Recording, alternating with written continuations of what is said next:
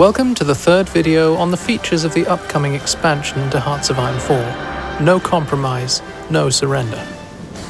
I'm Peter Nicholson, Game Director of Hearts of Iron 4, and today we'll discuss the changes coming for the Chinese region.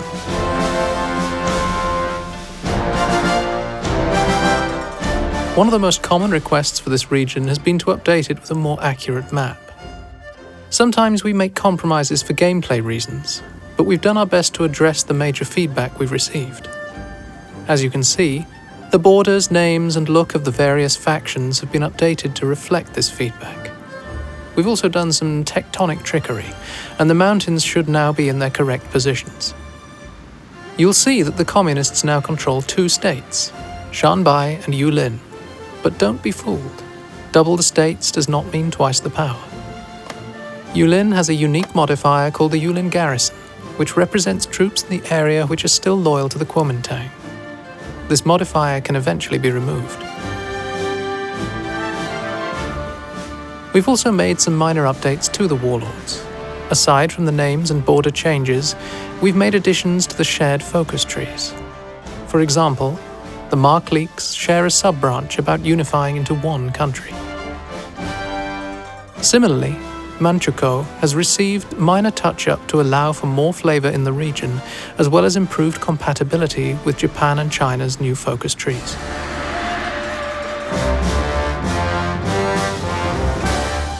We'll start off with the nation formerly known as Communist China, the Chinese Soviet Republic.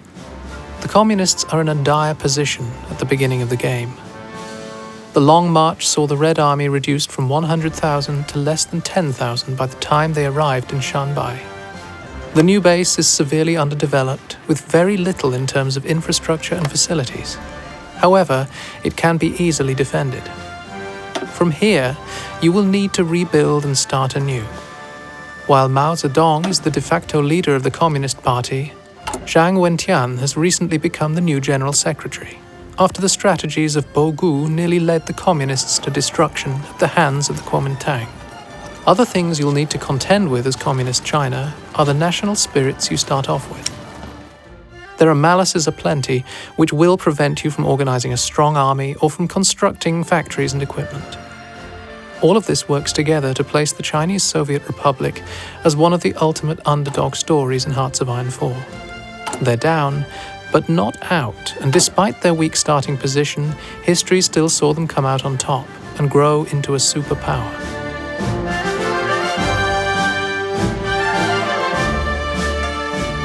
While Mao had mostly solidified his leadership of the Central Committee and the Chinese Communists at large by early 1936, there were still challengers and rivals seeking to usurp his control. Mao's primary rivals at the time were the Bolsheviks and another military commander named Zhang Guotao. This is the basis for Communist China's balance of power.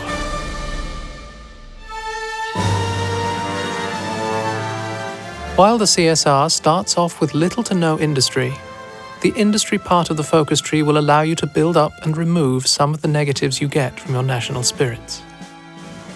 The aim with this branch was to create something that felt different from other focus trees like the Soviet Union or Germany. The tree has a certain level of risk versus reward built into it, giving the player choices in how safe they want to play.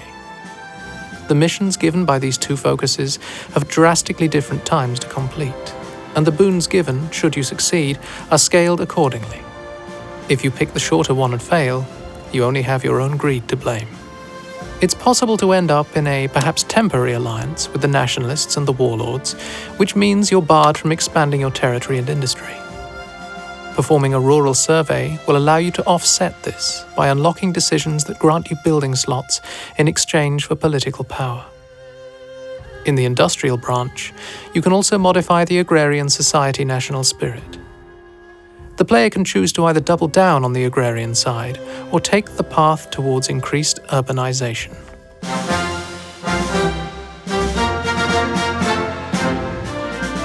In 1936, there were a huge number of important people fighting for the Republic. We felt that a priority was to reflect this within the available generals. Not everyone could be added, but the aim is to have some of the most important people. We've even added some admirals, although you'll have to take a bit of a hike before you can utilize them.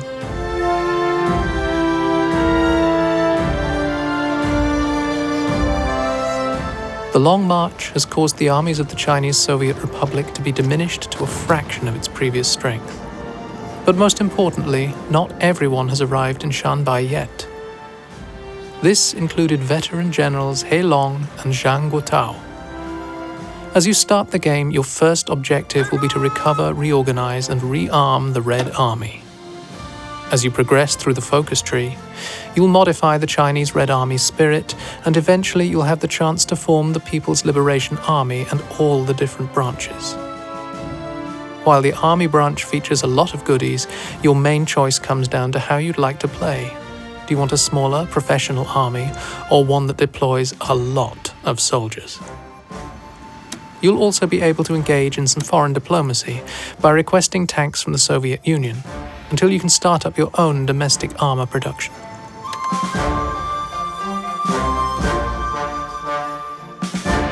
Playing as the Chinese Soviet Republic is not an easy playthrough.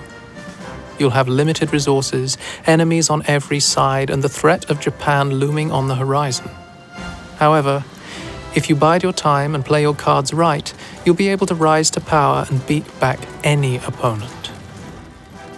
Before you can go down the historical path in the focus tree and see Mao assume complete leadership over the communists, or have one of his rivals ascend and claim power of the Central Committee, there are a few focuses you can take to help grow militarily and industrially before facing off against the Japanese.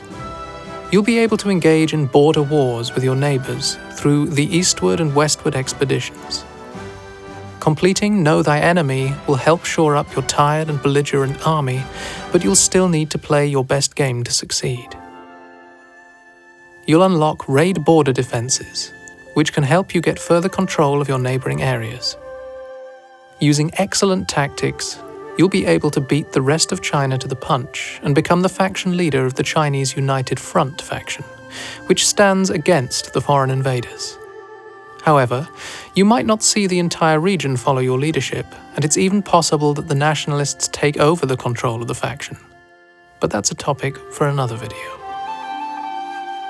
At this point, you should be ready to face off against Japan, or anyone else that comes after you, although you'll likely need to let someone else do the heavy lifting.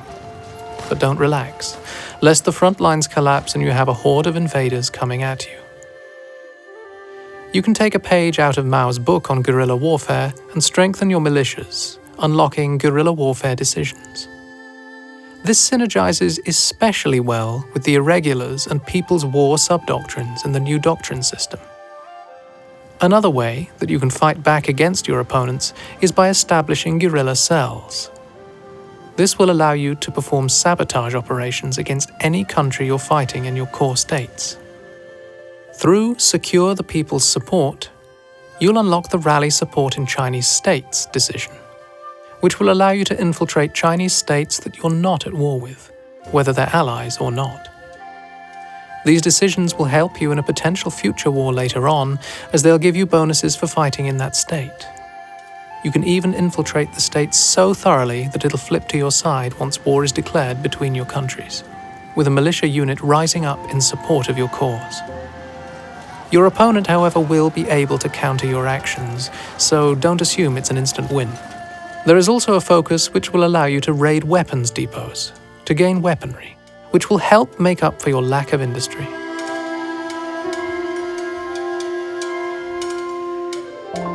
However, if Mao is not your cup of tea, you could go down the route of the 28.5 Bolsheviks. In this path, we see Bogu and Wang Ming return to lead the Communist Party, assuming their faction gains enough influence to take control. If the Bolsheviks take power, Communist China will take on a different perspective on communism, one more urbanized, and focus on intellectualism rather than the rural perceptive advanced by Mao. This path also features closer cooperation with the Soviet Union, where the 28.5 Bolsheviks studied during the 20s and 30s. The Bolsheviks feature a unique mechanic that relates to the updated faction features coming in No Compromise, No Surrender. Through decisions, you'll be able to influence the faction to your favor. Further down the tree, you'll be able to halve the cost of these decisions, still having access to the infiltration and guerrilla mechanics featured in the historical path, although they will be much weaker.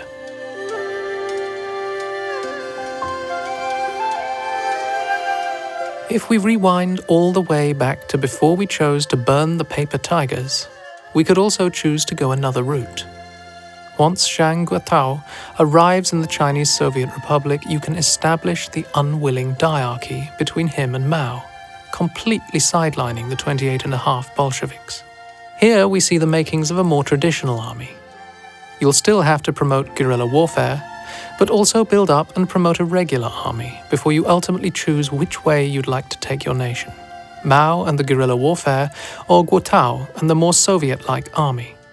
You'll favor one of the diarchy as they vie for power in the Central Committee and ultimately the country, but it doesn't necessarily determine who comes out on top. This path features a lot of heavy international diplomacy, where you can demand the loyalty of the Warlords, creating your own faction, or you could go for the preemptive strike and stab the nationalists in the back when they have their hands full with Japan. You could also bolster your limited production capabilities if you secure Lend-Lease from the Soviet Union. Once your position in China is stabilized, you have the opportunity to choose your friends. Do you reach out to the West? Or do you maintain closer ties with the Soviet Union? Both come with their own set of bonuses. Just as all roads lead to Rome, all the political paths in this focus tree lead to the same place: the formation of the People's Republic of China. Now that we've covered the communists, it's time to look at Nationalist China. At the head of the nationalist central government is the Kuomintang, which is the only fully legal party in this period. It is governed by Chiang Kai-Shek, the Generalissimo, who historically led the KMT until his death in 1975. However, that doesn't mean that there aren't opposing voices and opinions within the party. This means that the nationalist playthrough is a Kuomintang playthrough, but the different paths within the focus tree will allow you to take the country in different directions, which align with other groups within the party. While we know China today as an industrial powerhouse, that wasn't always the case. Many of the institutions that would come later are not yet present at game's start, and you will have to rectify the situation. Chinese industry in the period had a large part that was foreign financed, so we wanted to give you the option to do the same. If you've played your cards right, you will be able to get large amounts of support from foreign sources. You'll also have the opportunity to expand the Chinese industrial cooperatives, which were small-scale operations organized from the bottom up. These grew eventually to be quite large and came to produce substantial amounts of war equipment. The National Revolutionary Army was not the most well-trained nor equipped, but it became self-evident to many in the military that a confrontation with the Japanese was inevitable. Two strategies to solve this inevitability emerged: protracted warfare and decisive battle. On the one side, you'll hunker down and stand your ground, trying to outlast the Japanese attackers. You'll also coordinate local defense in specific states to pin the enemy down where it's most beneficial to you. On the other side, you'll strike hard and fast, trying to break the enemy's will and send them packing, which mirrors the Japanese tactics. Here you have similar decisions to target specific states and declare them war zones, giving you additional bonuses.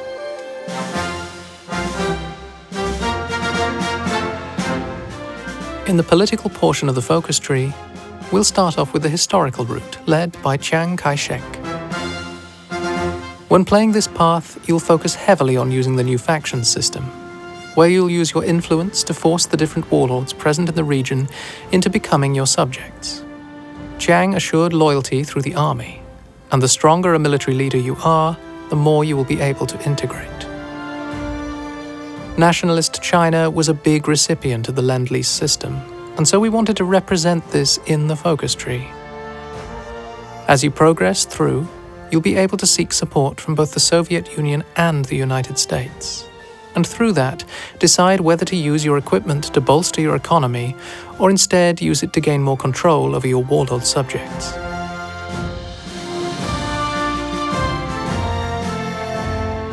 Standing in opposition to Chiang Kai-Shek is Wang Jingwei.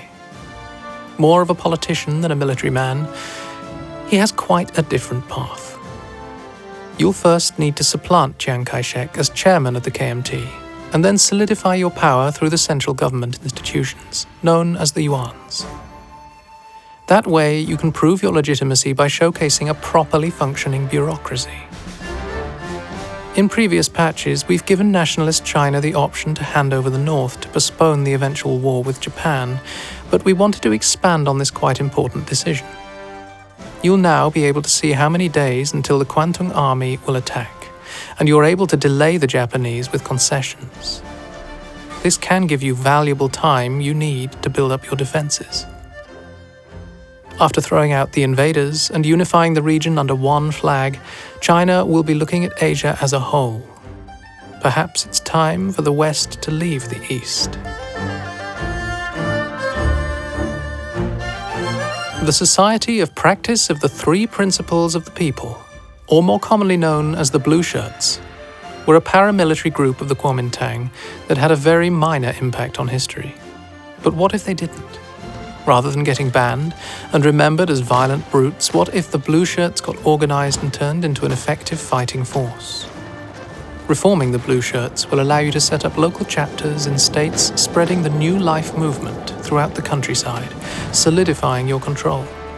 Once control has been taken, the Blue Shirts will want to unify the region under their banner, and perhaps even get a jump on the occupiers. While Wang Jingwei's path takes you southward to liberate Asia from colonial powers, the Blue Shirts are focusing on only taking on the most important enemies.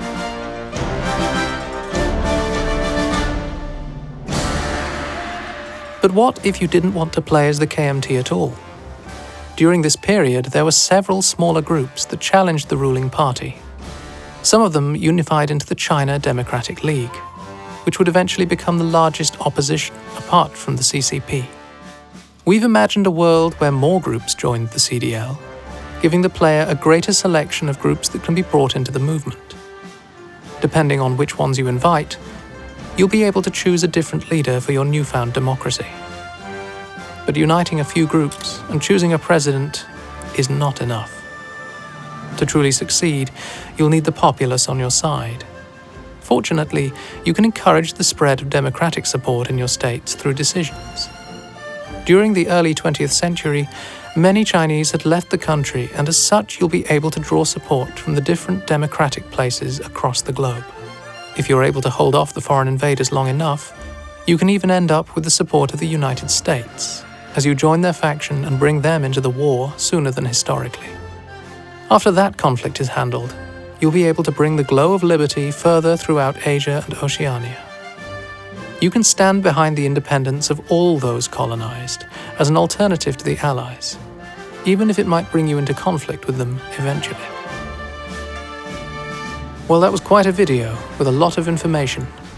All of this, along with new 3D models, equipment, advisors, generals, and admirals, will be coming to Hearts of Iron 4 with the release of No Compromise, No Surrender, which will release on November 20th. Join us next time when we'll ship back out to sea and take a look at what's going on in the Philippines.